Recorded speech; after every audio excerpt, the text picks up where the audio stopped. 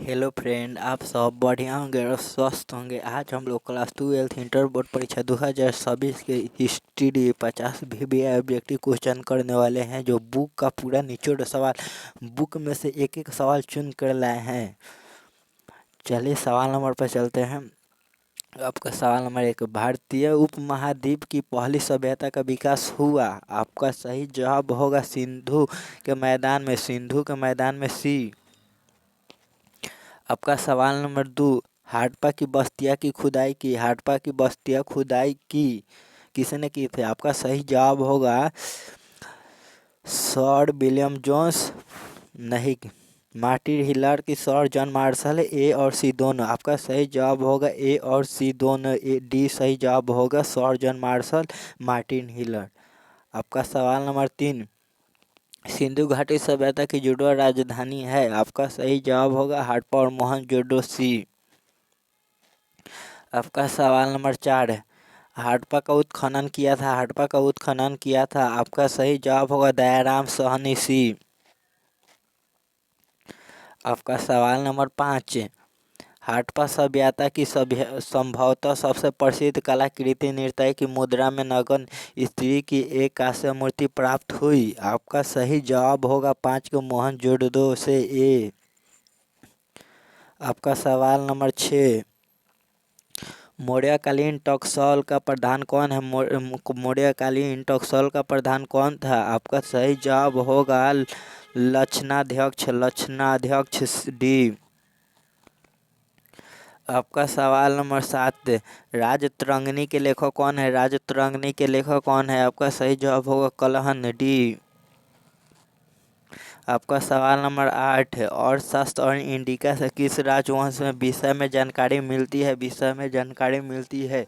आपका सही जवाब होगा 8 का मौर्य वंश ए। आपका सवाल नंबर 9, और शास्त्र की रचना कब हुई थी? और शास्त्र की रचना कब हुई थी? आपका सही जवाब होगा 4वीं शताब्दी से ईसा पूर्व से। 4वीं शताब्दी ईसा पूर्व से सी। आपका सवाल नंबर 10, पतंजलि के महाभाष्य में हमें जानकारी मिलती है। पतंजलि के महाभाष्य से हमें जानकारी मिलती है। आपका सही जवाब होगा 10 के मौर्य काल की, प्राकृतिक मौर्य काल की सी पर। आपका सवाल नंबर 11, क्या ब्राह्मणों का सार्वभौमिक प्रभाव था? क्या ब्राह्मणों का सार्वभौमिक प्रभाव था? आपका सही जवाब होगा हाँ ए। आपका सवाल नंबर 12, सातवाहन राजाओं और रानियों की आकृति प्राप्त कहाँ उत्कीर्ण है? 7 राजाओं और रानियों की आकृति प्राप्त कहाँ उत्कीर्ण है? आपका सही जवाब होगा 12 के गुफा की दीवारों पर। गुफा की दीवारों पर सी। आपका सवाल नंबर 13, द्रोण अद्वितीय तीरंदाज किसको बनाना चाहता है? हाँ, आपका सही जवाब होगा 13 का अर्जुन को ए। आपका सवाल नंबर 14, मनुस्मृति में कितने प्रकार का विवाह का उल्लेख किया गया? मनुस्मृति में कितने प्रकार के विवाह का उल्लेख किया गया है? आपका सही जवाब होगा 8 सी। आपका सवाल नंबर 15, महाभारत में गंगा पुत्र के नाम से किसे जाना जाता है? यह सवाल 2018 में पूछा गया है। आपका सही जवाब होगा 15 के भीष्म सी। आपका सवाल नंबर 16, महावीर ने पार्श्वनाथ के सिद्धांतों में नया सिद्धांत क्या जोड़ा है? नया सिद्धांत क्या जोड़ा है? आपका सही जवाब होगा ब्रह्मचार्य भी। आप सवाल नंबर 17, कौन सा उपनिषद अथर्ववेद से संबंधित नहीं है? कौन सा उपनिषद अथर्ववेद से संबंधित नहीं है? आपका सही जवाब होगा श्वेताश्वर उपनिषद डी। आपका सवाल नंबर 18, आत्मा का पुनर्जन्म मुख्य विषय है। आत्मा का पुनर्जन्म मुख्य विषय है। आपका सही जवाब होगा 18 के कौशितकी उपनिषद का भी। आपका सवाल नंबर 19, भगवान बुद्ध के अष्टांगिक मार्ग में कौन सा सिद्धांत नहीं था? कौन सा सिद्धांत नहीं था? आपका सही जवाब होगा सम्यक चरित्र सी। आपका सवाल नंबर 20, प्रारंभिक बौद्ध धार्मिक ग्रंथ किस भाषा में लिखे गए? प्रारंभिक बौद्ध धार्मिक ग्रंथ किस भाषा में लिखे गए हैं? आपका सही जवाब होगा पाली बी। आपका सवाल नंबर 21, फ्रांसो बर्नियर जिस देश से भारत आया था उसका नाम था आपका सही जवाब होगा फ्रांस बी। इब्न बतूता के अनुसार उसे मुल्तान से दिल्ली की यात्रा में जितने दिन लगे थे उनकी संख्या थी। आपका सही जवाब होगा 40। 40 ए 40 सही जवाब होगा 40 ए। आपका सवाल नंबर 23, मोहम्मद बिन तुगलक ने दिल्ली के काजी नियुक्त किया था। मोहम्मद बिन तुगलक ने दिल्ली के काजी नियुक्त किया था। आपका सही जवाब होगा बर्नियर को सी। बर्नियन की अलबरूनी इब्न बतूता नहीं, इसका इब्न बतूता होगा, सॉरी मिस्टेक हो गया। ए बी सही जवाब होगा बी। 23 का सही जवाब होगा बी, इब्न बतूता को।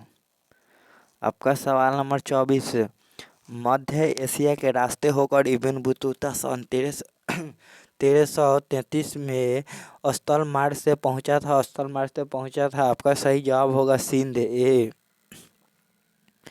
आपका सवाल नंबर 25, तहकीक ए हिंद में किसका यात्रा वृत्तांत लिखा है? तहकीक ए हिंद में किसका वृत्तांत लिखा है? आपका सही जवाब होगा अलबरूनी ए। आपका सवाल नंबर 26, बांस बनाए नए आंदोलन के चालक थे। आपका सही जवाब होगा ब्राह्मण ए। आपका सवाल नंबर 27, 13वीं शताब्दी में एक नवीन तत्व के रूप में जो इस्लाम धर्मावलंबी बड़ी संख्या में आए हुए थे। आपका सही जवाब होगा तुर्क बी। आपका सवाल नंबर 28, प्रथम सहस्त्राब्दी में जो व्यापारी समुद्र के रास्ते पश्चिमी भारत में आए हुए थे। आपका सही जवाब होगा 28 के अरब बी। आपका सवाल नंबर 29, इस्लाम का जिस शताब्दी से उदय हुआ वह थी। आपका सही जवाब होगा 29 के 7 बी ए। आपका सवाल नंबर 30, बीजक में किसके उपदेश संग्रहित है? बीजक में किससे उपदेश संग्रहित है? आपका सही जवाब होगा कबीर ए। आपका सवाल नंबर 31, फारस के शासक द्वारा अब्दुल रज़्ज़ाक को कालीकाट जिस शताब्दी में भेजा गया वह थी। आपका सही जवाब होगा 15वीं ए।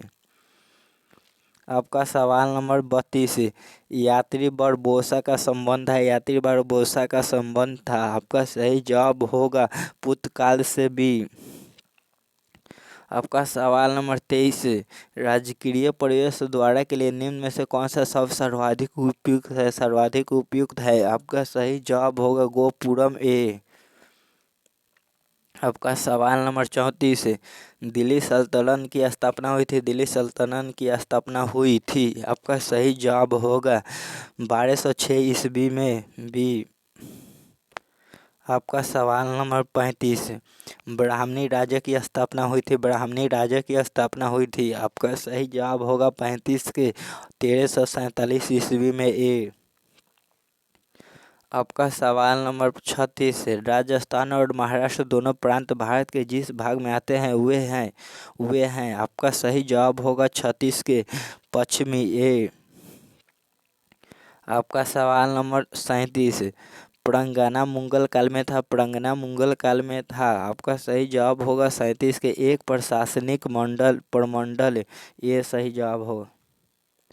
आपका सवाल नंबर 38, पेशकश का अर्थ था। आपका सही जवाब होगा 38 के मुगल राज्यों द्वारा ली जाने वाली एक प्रकार की भेंट बी। आपका सवाल नंबर 39, अकबर ने टोडरमल को दीवाने ए अशरफ कब नियुक्त किया? आपका सही जवाब होगा 1582 ईस्वी में ए। आपका सवाल नंबर 40, जर्जिया किससे लिया जाता था? आपका सही जवाब होगा जिमियो से डी। आपका सवाल नंबर 41 है, पानीपत का प्रथम युद्ध किस वर्ष हुआ था? पानीपत का प्रथम युद्ध किस वर्ष हुआ था? आपका सही जवाब होगा 1526 ईस्वी में बी। आपका सवाल नंबर 42 है, बाबर की आत्मकथा का क्या नाम था? बाबर की आत्मकथा का क्या नाम था? आपका सही जवाब होगा तुजुक ए बाबरी बी। अकबर का संरक्षक कौन था? अकबर का संरक्षक कौन था? आपका सही जवाब होगा बैरम खां डी। आपका सवाल नंबर 44 है, ताजमहल का निर्माण किसने किया था? ताजमहल का निर्माण किसने किया था? आपका सही जवाब होगा शाहजहां सी। आपका सवाल नंबर 45 है, निम्नलिखित इतिहासकारों में कौन अकबर का समकालीन था? निम्नलिखित इतिहासकारों में कौन अकबर का समकालीन था? आपका सही जवाब होगा 45 के बदाऊनी बी।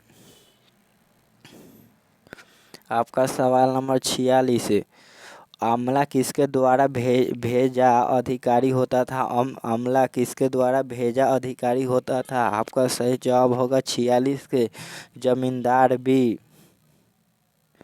आपका सवाल नंबर 47, पराया जोतदार कहाँ रहते थे? पराया जोतदार कहाँ रहते थे? आपका सही जवाब होगा गांव में ए।